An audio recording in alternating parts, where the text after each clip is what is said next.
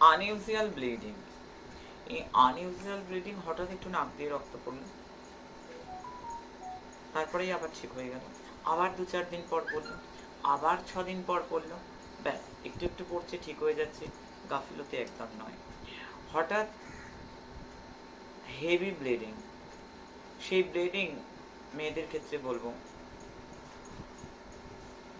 থামতে চাইছে না, প্রচন্ডভাবে ব্লিডিং হচ্ছে, দুর্গন্ধ স্রাব হচ্ছে, অবশ্যই এই বিষয়গুলো কিন্তু সতর্ক হতে হবে।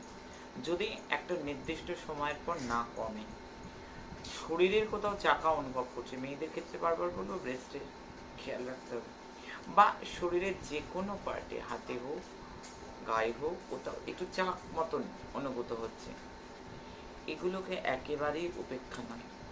এগুলোর জন্য আমি বারবার করে বলবো সময় থাকতে অভিজ্ঞের